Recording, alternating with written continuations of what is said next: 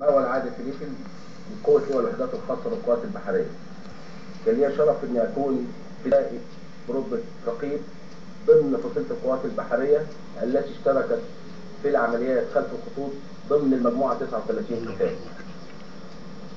صدرت لنا الأوامر في 26 أغسطس 1968 بتدمير إحدى الدوريات المتجهة من الجنوب إلى الشمال، وكانت هذه الدورية مكونة من عربيتين لاند روفر وتحمل حوالي 14 شخص وضابط. وفعلا عبرنا من نقطة الجندي المجهول بواسطة عوامل زودياك ماركة 3 جماعات منفردة إلى أن أخذنا موقعنا على الضفة الشرقية وتسلقنا الستر الترابي وكونا جماعات الاقتحام وجماعات الإنذار المبكر وجماعات القطع، وانتظرنا حوالي ساعة إلا ربع على الستر الترابي إلى أن وصلت الدورية حوالي 2100.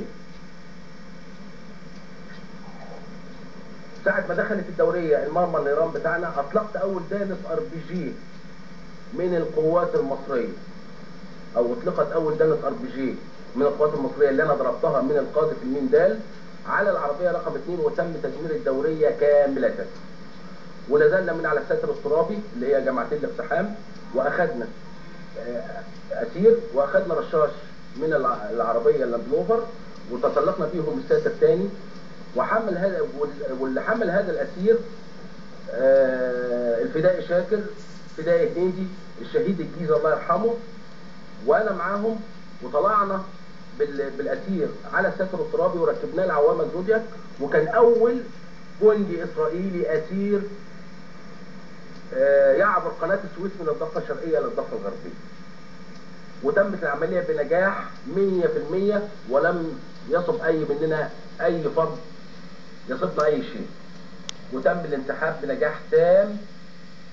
والعملية استغرقت من 3 ل 4 دقائق بالضبط بعد تدميرها تدمير كامل، وتم تكريمنا بواسطة السيد الرئيس الراحل الزعيم جمال عبد الناصر بمنحنا نوط الجمهورية العسكري وعلم لواء الوحدات الخاصة نوط الجمهورية العسكري من الطبقة الأولى.